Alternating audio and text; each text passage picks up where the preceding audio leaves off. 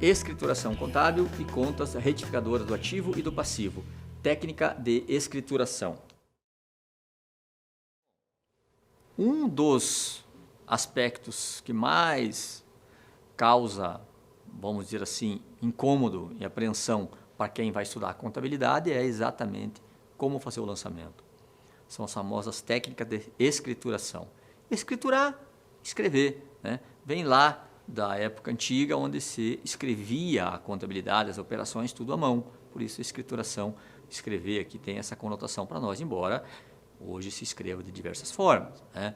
Com a tecnologia a gente tem várias formas de se escriturar alguma coisa, mas essa palavra escrituração, ela remete aí a um passado já bem distante, ok? Bom, veja ali, ó, escrituração é a técnica contábil utilizada para registrar os eventos econômicos ocorridos em determinada data que sejam relevantes para efeito contábil. Escriturar é isso mesmo, registrar. Este registro é um registro padrão para a contabilidade, né? Por exemplo, quando você vai registrar um fato, você pode gravar a voz da pessoa. Quando você vai registrar uma conversa, você pode gravar, você pode escrever, transcrever, né? Você pode filmar. No nosso caso aqui, o registro é feito utilizando, lembra disso? Das contas contábeis. Depois temos um valor. Depois nós temos um texto. Valor referente a empréstimo efetuado junto ao banco tal. Então, esse é o histórico dessa operação. Então, escriturar é isso. É uma técnica utilizada para isso. Veja que diz que é uma técnica utilizada para registrar os eventos econômicos que acontecem em determinado período ali. Ok? Mas, para a gente poder entender melhor, vamos falar aqui um pouco do processo contábil, né? Como é que acontece esse processo, né? Veja que primeiro eu tenho os fatos contábeis.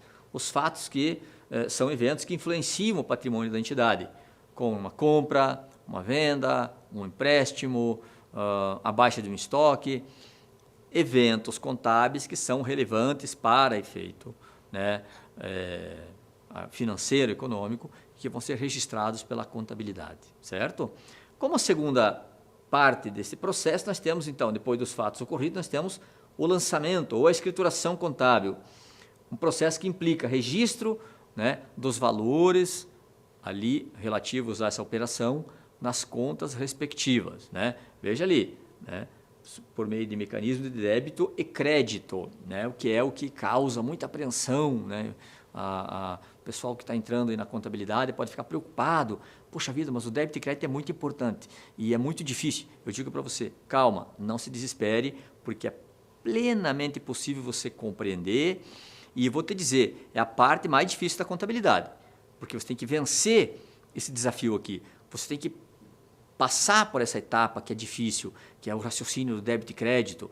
A partir daqui, quando efetivamente você vencer esse raciocínio, quando você desenvolver esse raciocínio, perdão, aí você vai começar a entender como a contabilidade é lógica e como ela não é difícil. Confie em mim. Vejam, depois que eu escrituro, eu tenho a possibilidade de gerar os relatórios contábeis, que são as informações econômicas e financeiras que eu gero lá. Então, veja, eu tenho três etapas fundamentais. O fato ocorrido, uma venda de mercadorias, o registro contábil, em contas contábeis eu vou registrar o valor da venda numa conta e a contrapartida, se é a receber, lá em duplicata a receber, se eu vendi à vista vai entrar no caixa. Com o registro contábil, eu posso fazer um resumo do que aconteceu nesse período, que aí são os relatórios contábeis, balanço, DRE, fluxo de caixa, né, que a gente vai ver no momento oportuno, certo? Bom, e aí nós temos aqui, quando eu falo de fatos contábeis, vamos destacar, embora você possa dizer, peraí, mas eu nunca ouvi falar disso, será que isso é importante para mim? Olha, é importante sim, né? Eu destaquei aqui para você entender como é importante você saber se o fato é permutativo, se o fato é modificativo, se o fato é misto. Como assim? Primeiro tem que destacar o que é um fato contábil de um ato administrativo. O ato administrativo é uma burocracia que eu tenho dentro da empresa. Contratar um funcionário é um ato administrativo, por exemplo. Emitir uma nota fiscal é um ato administrativo. Emitir um pedido de compra é um ato administrativo. O fato contábil é, então, esse ato administrativo causando um efeito financeiro e econômico no patrimônio. Então, tá, Quando eu emito o pedido de venda ou de compra, não há nada de influência no patrimônio. Esse é um ato administrativo, não é relevante para efeito contábil. Na sequência, eu compro a mercadoria. Opa, aí a compra da mercadoria é um ato administrativo, não deixa de ser, mas tem um efeito contábil. Então a gente fala que ele é um fato contábil. Ok? E nós classificamos esses fatos contábeis em aqui em alguns grupos. Então, primeiro vamos ver aqui o fato permutativo. O permutativo é um fato que não altera o valor do patrimônio líquido da empresa. Ele apenas representa uma troca de ativo por passivo, de ativo por ativo, passivo por passivo.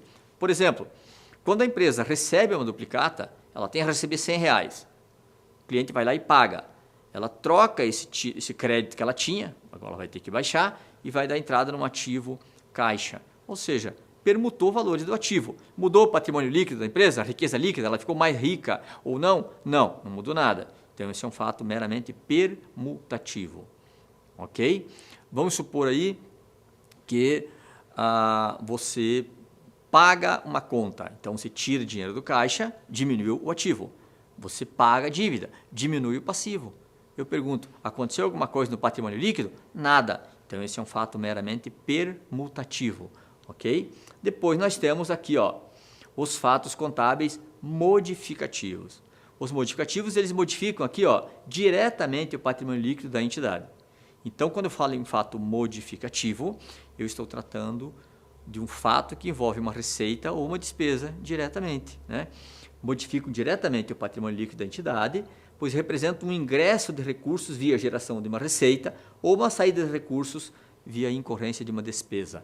Exemplo, você compra material de escritório, vai lá na papelaria, compra material de escritório, paga com dinheiro, saiu um ativo, em contrapartida, você incorreu numa despesa, porque o material de escritório é uma despesa.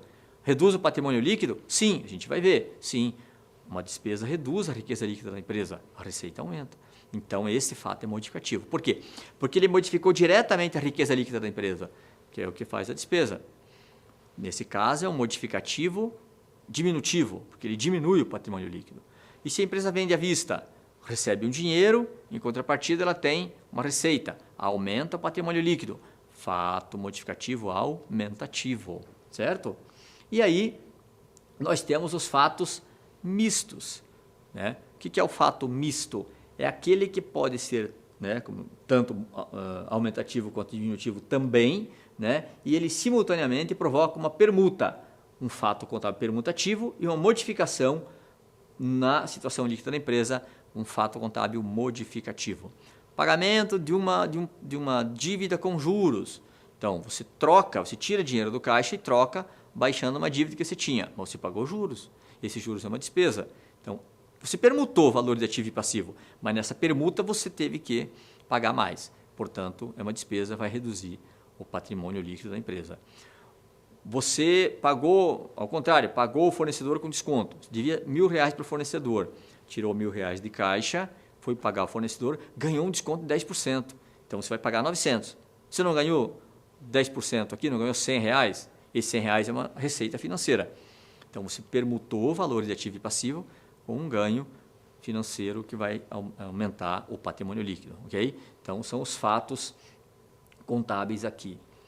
E aí, eu vou me permitir dizer para você que eu tenho uma dica aqui para você aprender o débito e o crédito, ok? Você vai assistir esse vídeo várias vezes se você tiver dúvida, você vai ler o texto também e prometo para você, você vai conseguir compreender pela prática que você vai fazer também como é que se faz débito e crédito, ok? Isso é não é aqui uma falácia minha. Eu acredito piamente nisso, que se você prestar bem atenção no raciocínio que é colocado aqui, eu vou procurar deixar isso bem claro para você, você vai vencer essa etapa mais difícil na tua carreira, que é na carreira acadêmica aí dentro da área contábil, que é aprender a fazer o débito e crédito. Mesmo para aqueles que eventualmente fazem outro curso, mas estão fazendo a disciplina, importante também. É importante se conhecer o processo contábil, embora fazer lançamento seja prerrogativa específica dos profissionais da contabilidade, ok? Bom, qual é a primeira dificuldade que você tem quando vai fazer um lançamento contábil?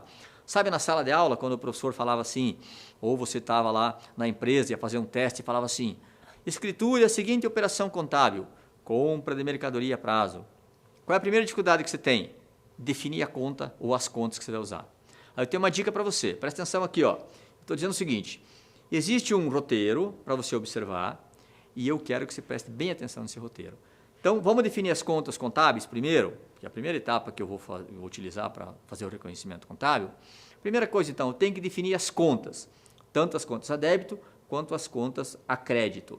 Depois, eu vou ver o reflexo disso nos livros contábeis, ou seja, vou fazer o débito e crédito, vai aparecer no livro contábil, né? E depois eu vou evidenciar isso lá nos relatórios contábeis. Então, veja, a primeira coisa que você tem que fazer é definir as contas, não é? Vamos lá. Então, para definir a conta, eu coloco aqui para você da seguinte forma. Vamos lá. Ocorreu um evento, ocorreu uma compra, uma venda, um pagamento, um recebimento. Certo? Bom, se ocorreu esse evento, nós temos que saber agora como nós vamos debitar ou creditar as contas, certo? Aí eu vou definir as contas contábeis. Para definir as contas contábeis, eu tenho duas perguntas que você pode fazer. Primeiro, você fala assim, o que ocorreu? Quando você responder essa pergunta, você tem a primeira conta. Depois você vai perguntar, de que forma isso ocorreu? Aí você tem a segunda conta. Vamos dar um exemplo? Compra de mercadorias a prazo, certo? Você tem lá um exercício, compra de mercadoria a prazo, está fazendo um teste numa empresa. Tá, como é que você vai definir as contas? Faz a primeira pergunta, o que ocorreu? Você vai dizer, ocorreu uma compra de mercadoria. Para aí. Ocorreu uma compra de mercadoria. Espera aí, mercadoria vai para que grupo? Ah, mercadoria vai para o ativo estoques. Opa, então vamos lá. Já defini a primeira conta, não defini? Agora a pergunta é, de que forma ocorreu essa compra? Você vai falar, foi a prazo. Quando a empresa compra alguma coisa a prazo, o que ela assume em relação ao seu credor? Uma dívida. Então, já sei que tem um passivo do outro lado. Como é que eu vou chamar esse passivo? Fornecedores. Vamos lembrar aqui, como a gente viu, conta é um código, é um nome, não é um evento. Você não pode falar assim, fornecedores é compra a prazo. Não, não existe uma conta chamada compra a prazo. Compra é uma ação. E o nome da conta não é uma ação. O nome da conta é uma denominação que eu tenho para fatos, para elementos de mesma natureza, lembra? Então, a conta fornecedores retrata a dívida que você tem, a sua empresa tem com fornecedores. Definimos as duas contas já que vamos utilizar. Então, agora vamos continuar nosso raciocínio. Vamos lá. Para fazer o raciocínio, né, da conta, temos que saber que ativo e despesas têm saldo devedor e passivo e receitas têm saldo credor. Você me pergunta, quem definiu isso? Isso é um padrão que a gente usa na contabilidade. Toda conta que pertence ao ativo, com exceções da retificadora, a gente vai ver, tem saldo devedor. Todas as contas que pertencem ao passivo, com algumas retificadoras aí, são exceções, tem saldo credor. E, portanto, as despesas têm saldo devedor e as receitas também têm saldo credor. Lembra que a gente definiu a primeira conta, que era estoque? Vamos fazer o lançamento agora? A que grupo pertence o estoque? O estoque pertence ao ativo. Ah, o ativo são os bens direitos, certo? Tá, o ativo são os bens direitos e que saldo tem o ativo? Devedor. Então, a conta estoques tem saldo devedor. Vamos fazer agora o lançamento. Eu te pergunto, se você comprou o estoque, comprou mercadorias que vão para o estoque vai aumentar ou vai diminuir com a entrada da mercadoria? Vai aumentar.